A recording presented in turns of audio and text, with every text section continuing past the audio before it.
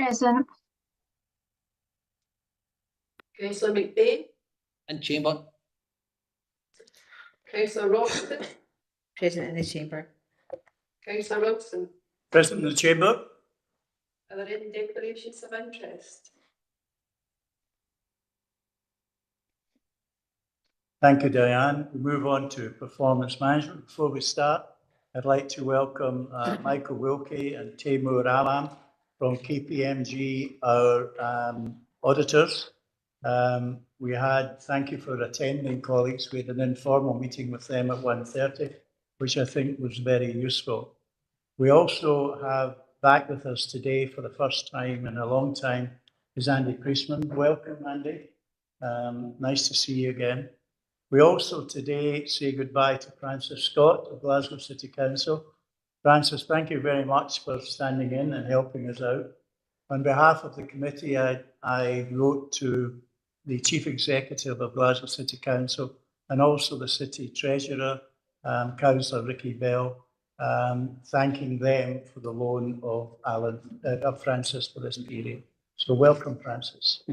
We'll move on to agenda item number 2, performance management, internal audit progress report, 30th of June 24 to the 31st of August. Francis. Thank you, Chair, and thank you for your comments. This is the standard update paper highlighting the progress made by the internal audit team since the previous committee. It covers the period 30th of June to 31st of August. Similar to previous papers, this will include a summary of recently issued audit reports, updates and progress against the annual audit plan, and a summary of the fraud work undertaken. Additionally, this report will highlight 2 additional audits regarding the plan and provide a more detailed update on the progress of the National Fraud Initiative exercise. Taking to Appendix 1, Section 2 notes that issued 1 audit report in this period relating to the Council's management of funding from the UK Share Prosperity Fund. This includes monitoring the delivery of projects and the compliance to the agreed assurance framework. This audit was given a satisfactory opinion. Generally, control environment was operating well. Some isolated control weaknesses were identified by providing comprehensive progress reports to elected members and ensuring all funding agreements were implemented for internal projects. The report identified 2 amber findings and 1 green finding, and management have agreed to implement that by 31st October. Progress on this report will be reported as normal through future committees. Section 3 of the appendix shows the final position of the 23-24 audit plan. So all work has now been completed under that plan. And Section 4 provides an update on the progress of audits under the current year's audit plan. And the previous committee members were advised that this plan had 25 days unallocated, and we will bring a proposal to this meeting to add audits to cover this. Following discussion with management and subject to committee approval, we propose 2 additional audits. Firstly, an audit of cyber and information security, which would take up 10 days. And secondly, an audit of governance of external organisations, which would take 15 days. Section 5 of the report provides a summary of the ongoing National Fraud Initiative work and an update on other areas such as whistleblowing and other inquiries. And Section 6 provides a more detailed update on the number of matches and the value of savings arising from the 22-23 NFI exercise. The work is continued to complete the remaining matches. This is an update that was requested by members at the previous committee. Work is currently ongoing to prepare and upload the data sets for the next NFI exercise, and any matches arising will be investigated when they become available. Appendix 2 provides the usual update on the progress with the agreed management actions. In this period, 5 actions became due, 2 of those were fully implemented. Revised dates have been agreed for the remaining 3 actions. Section 3 of this appendix provides more detail of the outstanding actions, of which there are 10 in total.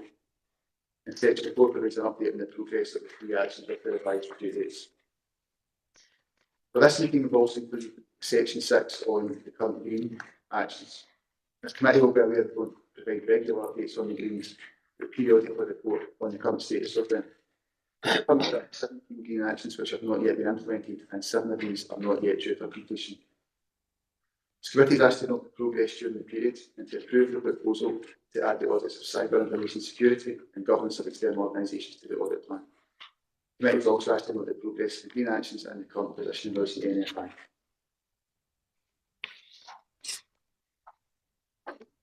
Thank you, Francis. Colleagues,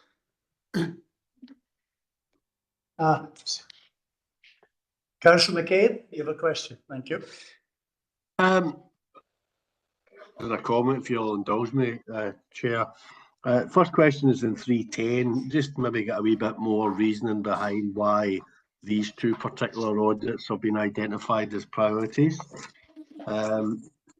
Next point was in relation to 2.5. This is more of a comment. I certainly welcome the fact that we're going to get more comprehensive reports on UK Shared Prosperity Fund projects, and I believe we will be getting a comprehensive report to the next Environment Regeneration Committee. And the last question relates to 5.1, and the table identifies a significant amount of sort of errors relating to creditors. It was just to get an understanding that did that result in duplicate payments to creditors, and if so, did we recover the funding, or have we recovered the funding? Francis? So yeah, the two additional audits, the first one's security. So this is cybersecurity can have a evolving threat, and it can have a catastrophic impact on the council's business if a threat happens. So we're going to look at the preparedness for cyber attacks within the council, and this was covered a couple of years ago. But as this landscape changes, there's been a lot of really significant attacks on other public sector organisations. Most recently, that was the biggest one, but also the Western Isles Council had one at the tail end of last year, and it's had a real bad impact on their business. So this is just going to look at the council processes and procedures in place, and it's a really, it'll be a quick audit to do, but it'll be a strong impact to make sure we can get some assurance on that. The second audit, governance of external organisations. This was referred to in the assurance statement for the council in 22-23 accounts, and it was recommended that a review should undertaken, and that was then followed up with a report to the PNR committee in November 23. So it's going to look at things like funding agreements with external organisations, commissioning arrangements, service delivery requirements, and also looking at councillors and officer representation on external bodies. In relation to 2.5 with the Shared Prosperity Fund, the action has now been closed off in relation to the report for members, so that that's reflected in the follow-up paper. And the creditors payments in 5.1, they were duplicate payments that have been highlighted as part of the exercise, and work is ongoing to recover those payments from the suppliers, as I understand it. We also have Sam, we also have from HSCP here if there's any other information to provide on that. Okay, Stephen? No, that's helpful responses. I'm reassured by that. Thank you. Thank you, Stephen. Any other questions on this agenda item? Tommy, councillor. Thank you, Convener.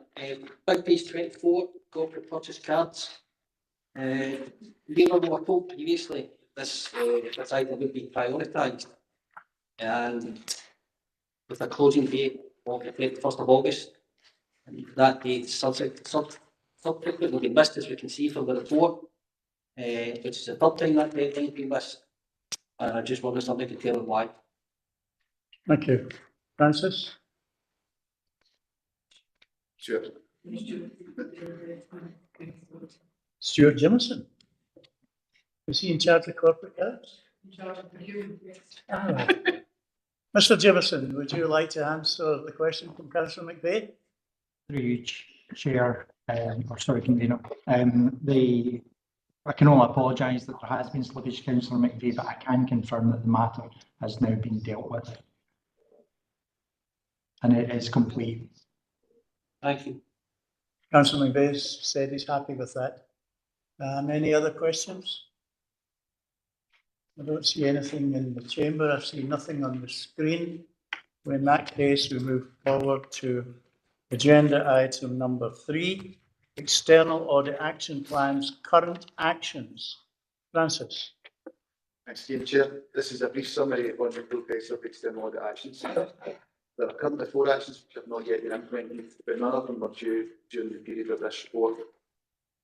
So although not during the period, we have revised due date on the action in relation to ICT strategy. As management advised the extended due to the scope of the work being increased. So we'll report for progress in that particular. Thank you. Any questions, colleagues? Don't see any hands on the screen and nobody in the chamber. Thank you for that. Agenda item number 4, internal audit, a report by the Chief Executive. Good afternoon, everyone. This is a report in relation to the management and line management of the Chief Internal Audit and the audit function in the council. The internal audit is sat as part of the monitoring officers function since 2007.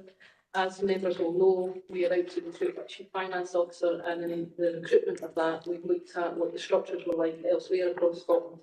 And through that, we felt that the remit would sit better with the chief finance officer, as that is how it is constructed elsewhere. The council currently have a chief internal audit, who we share with Western Berkshire. It's a small resource. There's only 4 in the team, as well as the chief internal auditor, and it's hoped by having and Alan, or the chief finance officer, has done a lot in the time that there's been absence. So it's to build resilience into it. So we're asking committee to note that we're changing the line management responsibility, and also that we have a further report to come back about the shared arrangements, which we'll bring back in December, and that this report will be remitted to PNR for information. Happy to take any questions. And the date for doing this will be the 1st of January. The 1st of January. Thank you. Any questions on that item, colleagues? So Alan, you have responsibility for it for 6 months or so. Less even. 3 months. Right. I'll have more to say about you on Thursday.